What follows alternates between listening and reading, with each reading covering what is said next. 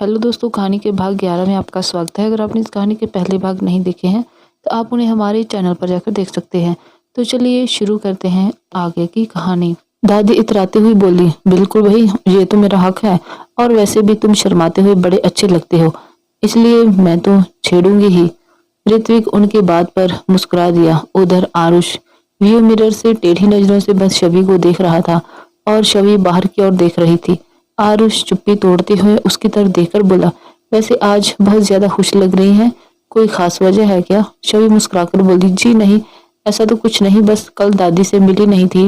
उनकी आदत हो गई है और वो इतनी प्यारी है कि एक दिन उन्हें ना मिलूं तो अधूरा सा लगता है। ऊपर से वो इतना प्यार करती है कि बस पूछिए ही मत। आरुष उसकी तरफ देखकर बोला, अब इसमें उनका क्या कसूर, आप हैं ही इतनी प्यारी। छवि उसकी तरफ देखकर हंसते हुए बोली, आरुष जी, आप और आपके मजाक। आरुष सीधे देखते हुए, अरे मैं मजाक नहीं कर रहा हूँ, सच कह रहा हूँ। मेरी मॉम भी जब से आपसे मिली है बस एक ही बार में आपकी फैन बन गई है, बस आप ही की बातें करती रहती है। छवि मुस्कुराकर बोली, आंटी खुद ही इतनी प्यारी है कि उन्हें अब सब अच्छे लगते हैं। आपसे सच में बातों में कोई नहीं जीत सकता। छवि मुस्कुरा दी। आरुष ने अपने जज्बातों को छवि तक पहुंचाने के लिए म्यूजिक प्लेयर ऑन कर दिया। गाना बजा, आंखों में तेरी अजब सी अदाएं हैं। छवि मुस्कुराते हुए गाने को एंजॉय कर रही थी और आरुष उसकी मुस्कुराहट को बस देखे जा रहा था।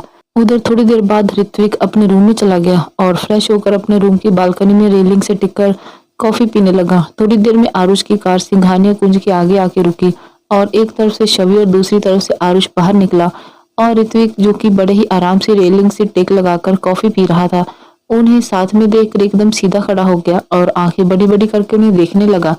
आरुष मुस्कुराकर छवि के पास आया और उसकी नजर जैसे ही ऋत्विक पर पड़ी, उसकी मुस्कुराहट और बड़ी हो गई और वो मुस्कुराकर बोला, लीजिए दोस्त, आ गई आपकी मंजिल।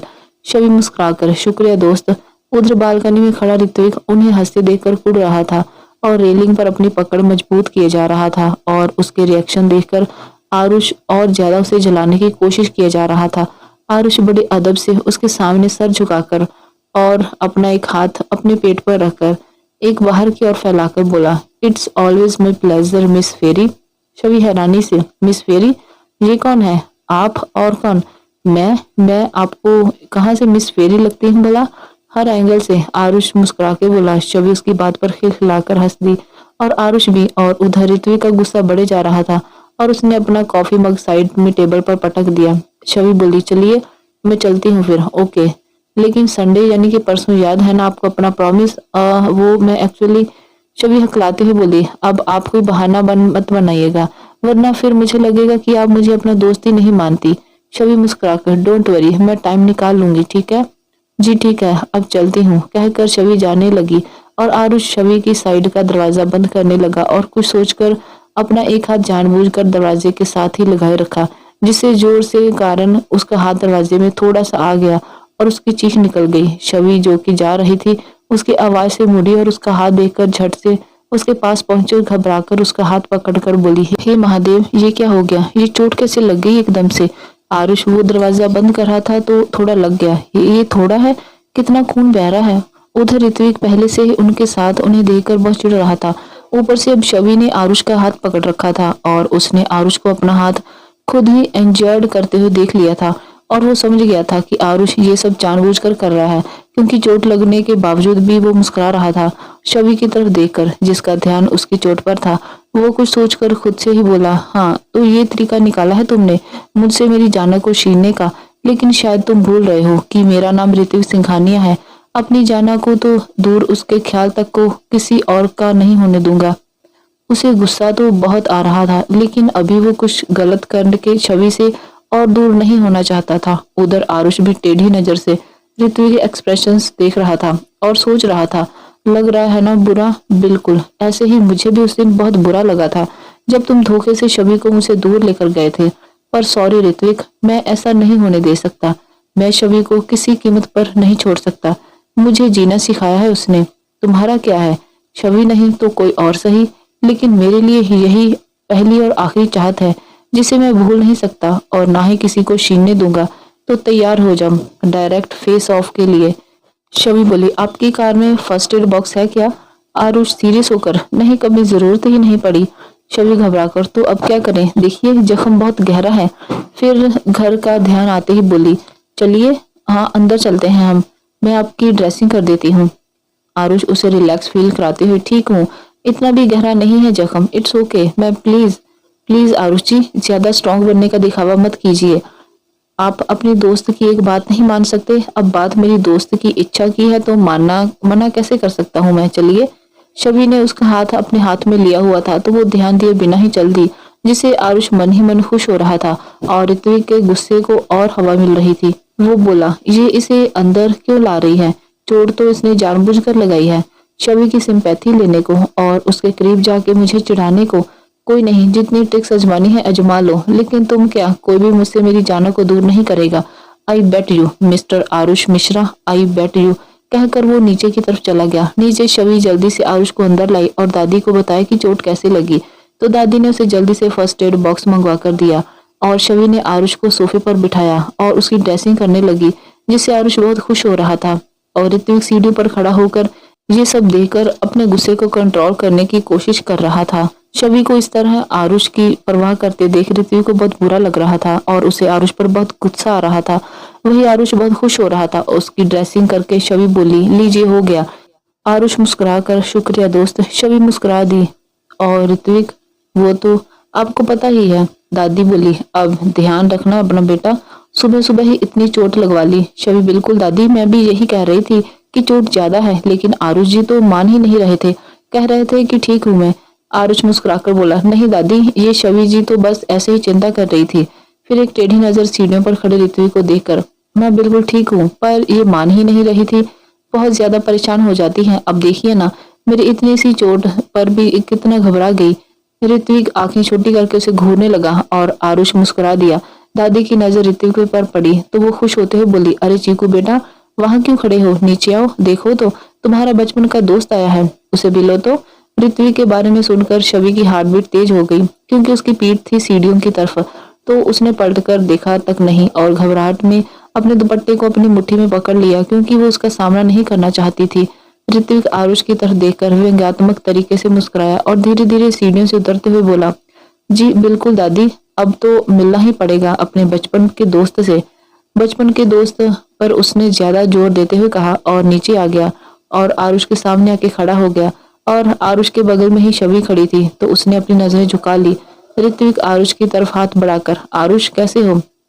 हेलो। आरुष भी अपना एक हाथ बढ़ा के सीरियस टोन में बोला, अब तक तो गलत फहमियों में जी रहा था, लेकिन अब सब कुछ क्रिस्टल क्लियर हो चुका है। फिर थोड़ा मजाकिया अंदाज में, I mean I am super cool you से। ऋत्विक हाथ मिलाते हुए, चलो ये भी अच्छा है कि सारी गलत फहमियां दूर हो गई हैं, अब छुप छुप कर नहीं, सामने से वार होगा, राइट? आरुष मुस्कुराकर, बिल्कुल सही कहा तुमने, छुप कर तो कायर वार करते हैं, असली योद्धा तो सामने से दुश्मन को मात देता है। उन दोनों की बातें शबी और दादी के ऊपर से जा रही थी। वो दोनों अजीब सी नजरों से उन दोनों को देख रही थी और उनकी कोड लैंग्वेज को डिकोड करने की कोशिश कर रही थी। जब कुछ समझ नहीं आया तो दादी झल्ला के बोली, ये तुम दोनों कौन सी भाषा में बातें कर रहे हो? हमें तो कुछ समझ ही नहीं आ रहा है। फिर शबी की तरफ देखकर, है ना शबी बेटा? शबी भी कंफ्यूज सा फेस बना के, जी दादी, मुझे भी समझ नहीं आ रहा। ऋत्विक बात को संभालते हुए बोला, अरे दादी कुछ नहीं, ये हमारी बचपन की कोड लैंग्वेज है, ये हम दोनों के अलावा कोई नहीं समझ सकता। फिर आरुष की तरफ देखकर, इससे हमारी दोस्ती और भी गहरी होगी, क्यों? सही कहा ना? आरुष भी मुस्कुरा के ऋत्विक की तरफ देखकर, बिल्कुल, अब तो ये दोस्ती नेक्स्ट लेवल तक पहुंच चुकी है। दादी बोली, छोड़ो ये सब बातें, चलो नाश्ता कर लो। इतने में राजश्री जी और राजेश जी भी आ गए और आरुष से मिले। उसकी चोट का जानकर उन्हें भी बुरा लगा, लेकिन ऋत्विक का दिमाग तो कहीं और ही था। राजश्री जी आरुष से बोली, आरुष बेटा, तुम भी नाश्ता कर लो, आज आलू पूरी बनाई है, बचपन में बहुत पसंद थी ना तुम दोनों को, है ना ऋत्विक? फिर मुस्कुराकर शबी की तरफ देखकर बोली, पता है शबी बेटा, ये दोनों बचपन में साथ बैठकर एक ही प्लेट में आलू पूरी खाया करते थे। उनकी बात पर शबी बस मुस्कुरा दी और ऋत्विक राजश्री जी की तरफ देखकर बोला, मम्मा वो बचपन था, we are grow up now, और जरूरी नहीं कि जो बचपन में जैसा था अब भी वैसा ही हो। आरुष भी बोला, आंटी ऋत्विक बिल्कुल ठीक कह रहा है, चीजें बहुत बदल चुकी हैं, अब बचपन वाली चीजें सिर्फ हंसी मजाक के लिए ही रह गई हैं, don't take them serious now. दादी बोली, छोड़ो राजश्री बेटा, इन दोनों की बातें हम लोगों के समझ में नहीं आने वाली, चलो सब नाश्ता करो। दादी एक्साइटमेंट में जाके जल्दी से डाइनिंग टेबल पर बैठ गई और शवी उसके सामने जाके खड़ी हो गई और हाथ बांधकर उन्हें घूरने लगी। दादी मासूम सा फेस बनाकर बोली, क्या हुआ, मुझे ऐसे क्यों देख रही हो, मैंने क्या किया? शवी बोली, दादी माँ, अभी आपने परसों रात में ही इतना अनाप शनाप खाया है और ऊपर से दवाई भी नहीं ली होगी, पक्का? अब आप फिर से आलू पूड़ी खाने बैठ गई। चलिए उठिए, मैं आपके लिए कुछ बना के लाती हूँ। दादी रिक्वेस्ट करने लगी, लेकिन शवी ने उनकी एक नहीं मानी और उन्हें मजबूरन वहां से उठना पड़ा। और सब ये नजारा देख रहे कर हंस रहे थे। राजश्री जी ने जबरदस्ती आरुष को भी बिठा लिया नाश्ते पर। आरुष और ऋत्विक आमने सामने बैठे थे, लेकिन खाने से ज्यादा ध्यान एक दूसरे को घूरने में था। राजश्री जी शवी से भी खाने को बोली, लेकिन उसने ये कहकर मना कर दिया कि वो ब्रेकफास्ट करके आई है और उसे भूख नहीं है। उसकी बात सुनकर आरुष और ऋत्विक दोनों मायूस हो गए और वो सीधी किचन की ओर बढ़ गई दादी के लिए कुछ हेल्दी बनाने। ये देखकर ऋत्विक जल्दी से अपना नाश्ता खत्म करने लगा और झट से उठकर बोला, हो गया मेरा। राजश्री जी बोली, बेटा अरे अच्छे से खा तो लो। मम्मा सच में मेरा हो गया। फिर टेबल पर देखकर बोला, मम्मा आप तो कह रही थी कि आपने खीर भी बनाई है, लेकिन यहाँ तो नहीं है। राजश्री जी बोली, हे भगवान, मैं तो भूल ही गई थी। फिर उठते हुए अभी लेकर आती हूँ। ऋत्विक जल्दी से उन्हें बिठाते हुए बोला, अरे मम्मा आप अपना नाश्ता कीजिए, मैं लेकर आता हूँ। उसकी बात सुनकर दादी, राजश्री जी और राजेश जी भी हैरान हो गए, लेकिन वो बिना ध्यान दिए किचन की ओर चला गया।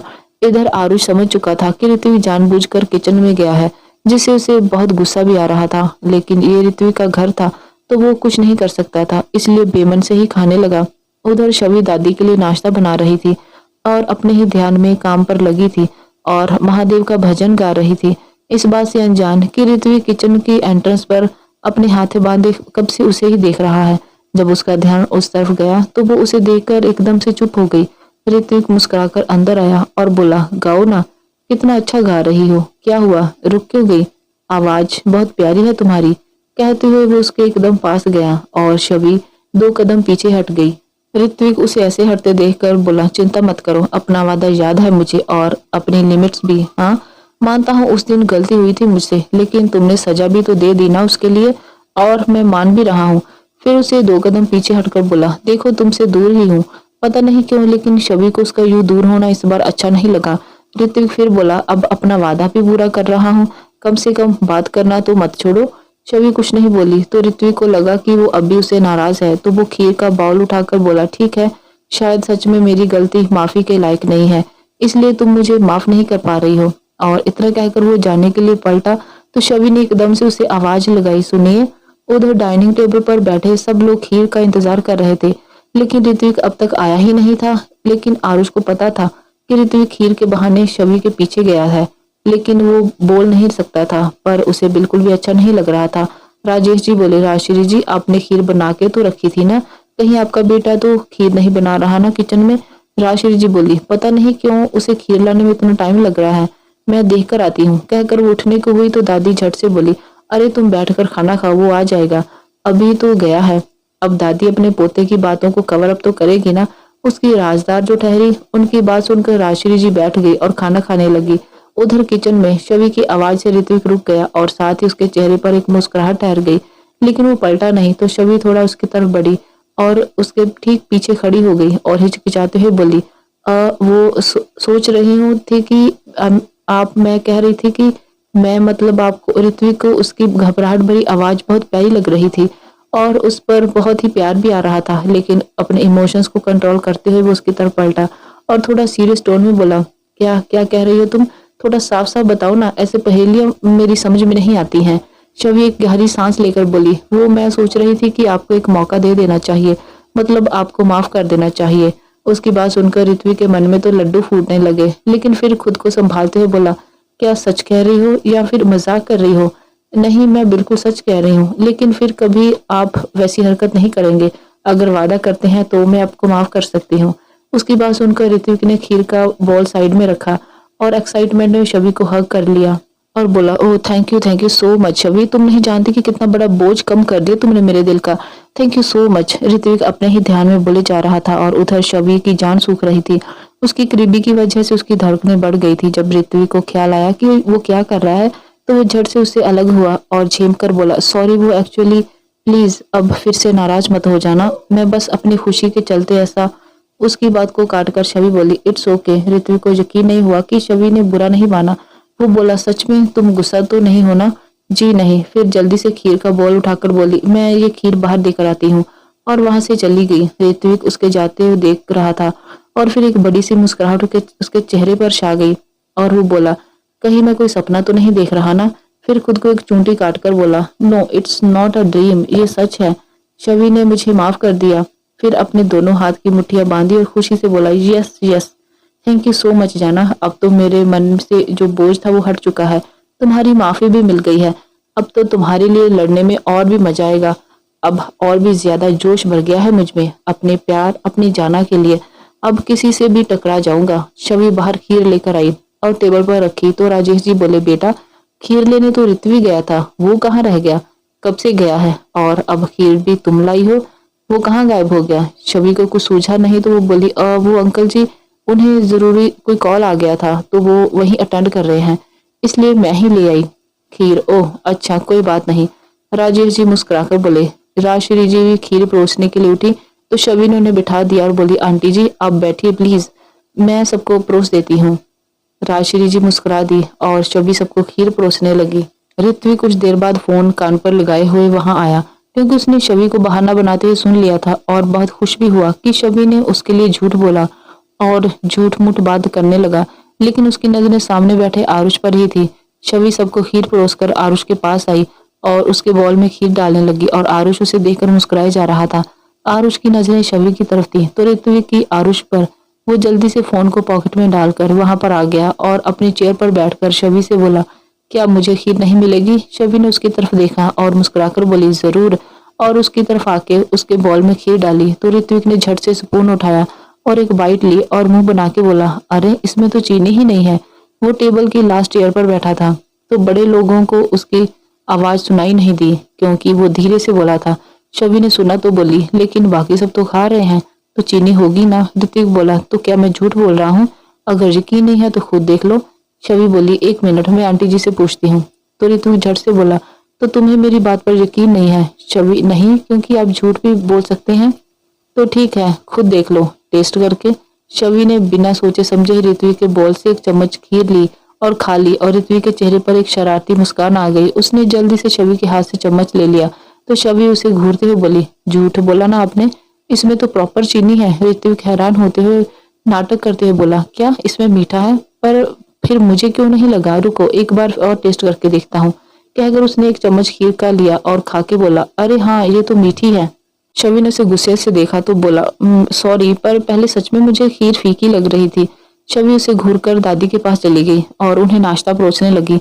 ऋत्विक उसे देखते हुए मुस्कुराकर मन में बोला, सच में जाना, अब इस खीर का टेस्ट और भी बढ़ गया है और इसकी मिठास तो 100 गुना बढ़ गई है। सॉरी, ऐसे झूठ बोलकर तुम्हारा झूठा खाना पड़ रहा है, लेकिन इसमें मुझे बहुत मजा आता है। पर बहुत जल्द ये सब बिल्कुल ऑफिशियल होगा, सबके सामने हक से तुम्हारा झूठा खाऊंगा। और सोचते हुए वो मुस्कुरा दिया। सामने बैठा आरुष ये सब देख रहा था और वो ऋत्विक की चालाकी भी समझ चुका था, इसलिए उसे बिल्कुल भी अच्छा नहीं लग रहा था।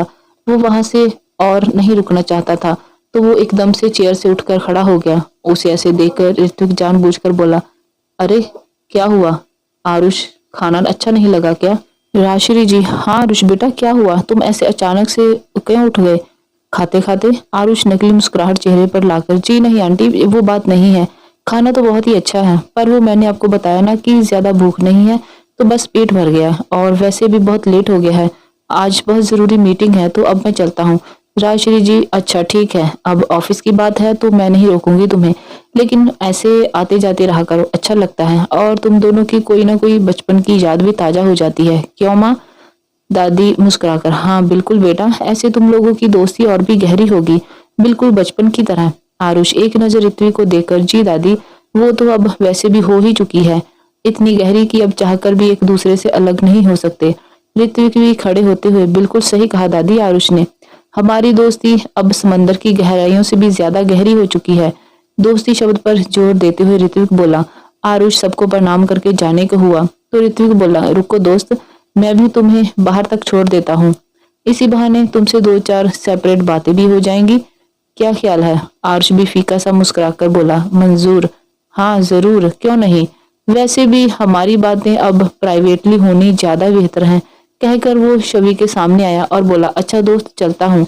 फिर अपने हाथ की तरफ इशारा करके इसके लिए फिर से थैंक यू। शबी मुस्कुराकर बोली, एनी टाइम दोस्त। आरुष, अपना प्रॉमिस याद है ना? परसों आप मुझे टाइम बता दीजिएगा, मैं खुद आपको पिक करने आ जाऊंगा। ओके?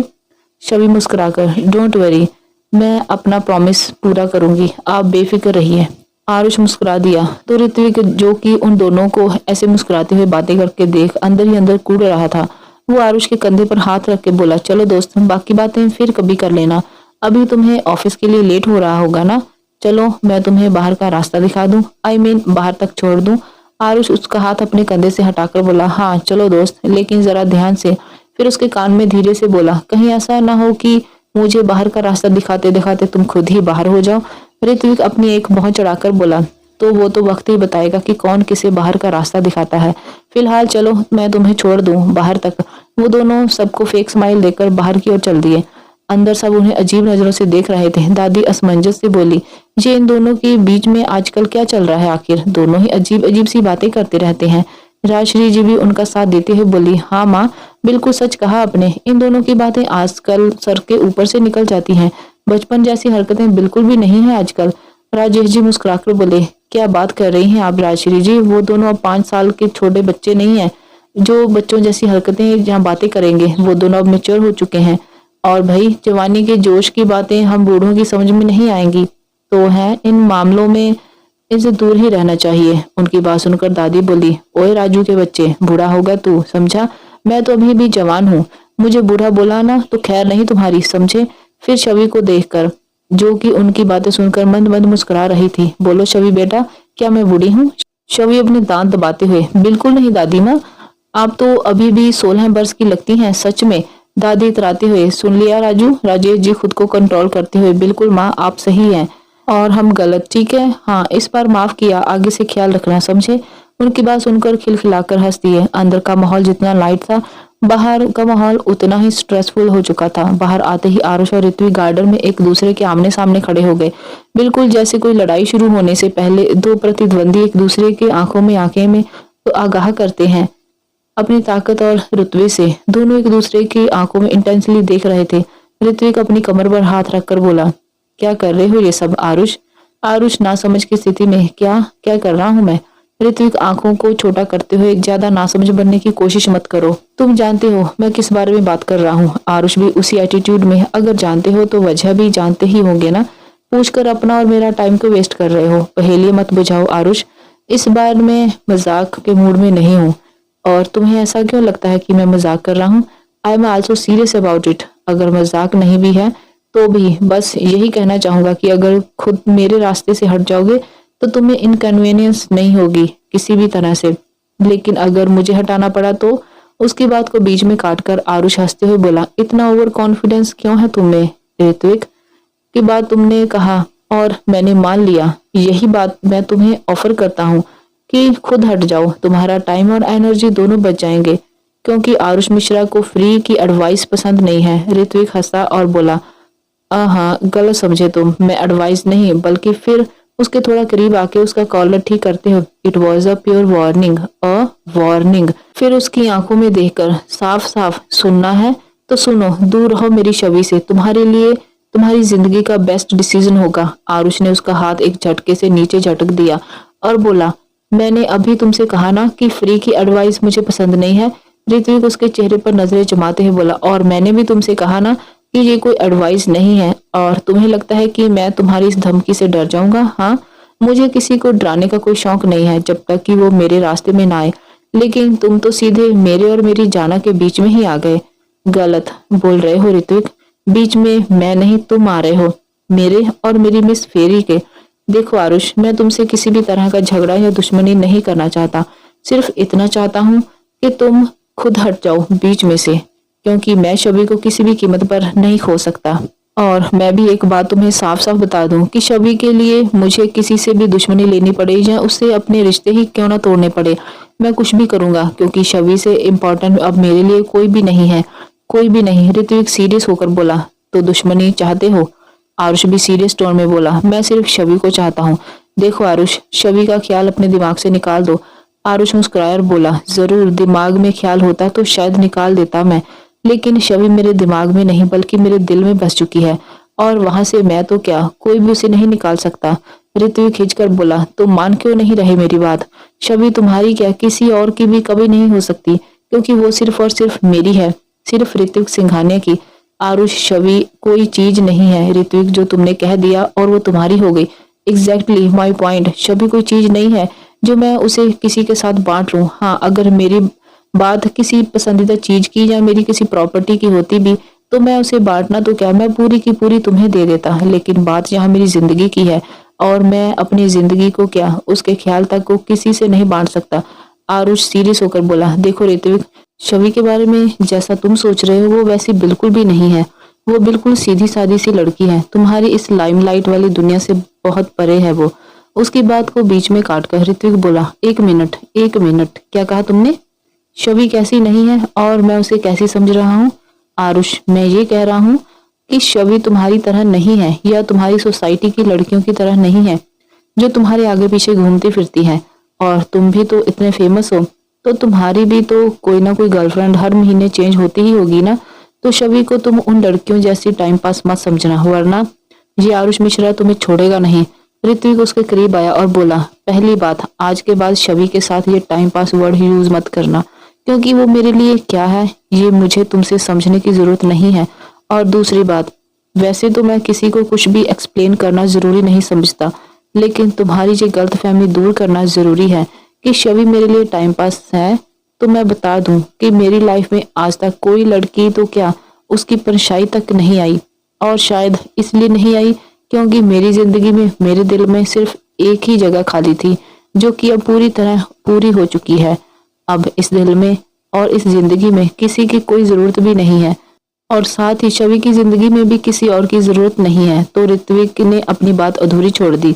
तो आरुष बोला, और ये डिसाइड करने वाले तुम कौन होते हो कि छवि की जिंदगी में किसकी जरूरत है और किसकी नहीं? हाँ, ये तो छवि डिसाइड करेगी कि उसे किसकी जरूरत है और किसकी नहीं।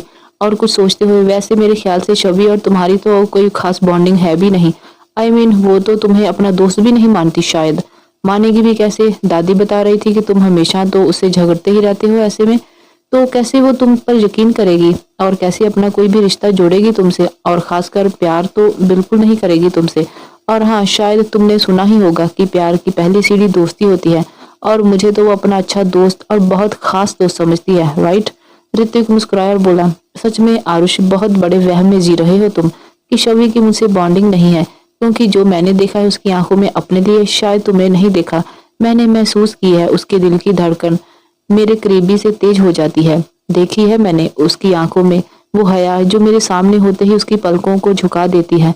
खैर, ये सारी बातें तुम नहीं समझोगे क्योंकि तुमने तो सिर्फ बातों की है उसके साथ, लेकिन मैंने उसके साथ जो जिया है, तुम्हें वो सिर्फ अपना दोस्त मानती है, सिर्फ दोस्त। हाँ, मुझे नहीं मानती वो दोस्त, क्योंकि हमारा रिश्ता दोस्ती नाम की फॉर्मेलिटी से बहुत आगे है। ये बात वो नहीं जानती, लेकिन मुझे, मेरे दिल को तो पता है ना कि हमारा रिश्ता अब दोस्ती की आड़ का मोहताज नहीं है, इसमें कोई फॉर्मेलिटी नहीं है। आरुष बोला, हाँ सही है। खुद को और अपने दिल को दिलासा देने के लिए ये बातें ठीक है, लेकिन फिर ऋत्विक के कंधे पर हाथ रखकर, लेकिन मेरे दोस्त, ख्वाबों में नहीं बल्कि हकीकत में जियो, क्योंकि ये बात तो तुम भी जानते हो कि तुम्हारे साथ वो कंफर्टेबल नहीं होती है ना। तो यहाँ कंफर्ट ही नहीं है, वहाँ प्यार कैसा? ऋत्विक जोर से हंसने लगा और बोला, क्या यार आरुष, प्यार की बातों तो बड़ी बड़ी करते हो, लेकिन प्यार को अब तक समझ ही नहीं पाए हो तुम। जिसे तुम अनकंफर्टेबल होना कह रहे हो उसे शर्म कहते हैं, शर्माना कहते हैं। लड़कियों की भाषा में वो उस हया का पर्दा होता है उनकी पलकों में, जो कि अपने चाहने वालों के सामने आते ही गिर जाता है। ऋत्विक की बातें आरुष बहुत ध्यान से सुन रहा था, क्योंकि वो इतना कॉन्फिडेंटली बोल रहा था कि जैसे वो सच ही बोल रहा हो। ऋत्विक फिर बोला, वैसे मेरे लिए तो प्यार के लिए कोई भी इनडायरेक्ट रास्ता जरूरी नहीं है, लेकिन फिर भी अगर तुम्हें लगता है कि दोस्ती जरूरी है प्यार को उसकी मंजिल तक पहुंचाने के लिए, तो ठीक है। आई बेट यू कि 3 दिन, सिर्फ 3 दिन में छवि मुझसे दोस्ती करेगी, और वो भी फॉर्मल वाली नहीं बल्कि रियल वाली। 3 दिन में ही वो मुझसे भी बातों में वैसे ही कंफर्टेबल होगी जैसे तुमसे है। आरुष मुस्कुराकर, वैसे 3 दिन कुछ कम नहीं है छवि से दोस्ती करने के लिए, क्योंकि वो इतनी जल्दी किसी को भी अपना दोस्त नहीं बनाती। लेकिन तुम्हारा कॉन्फिडेंस लेवल देखकर लगता है कि तुम्हें एक मौका तो मिलना चाहिए।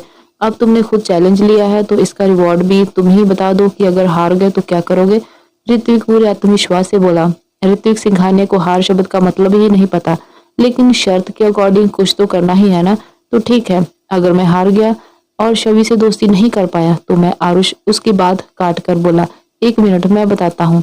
अगर तुम हार गए तो शवि मेरे साथ एक डिनर डेट पर जाएगी और अगर तुम जीते तो तुम उसके साथ जाओगे। बोलो मंजूर?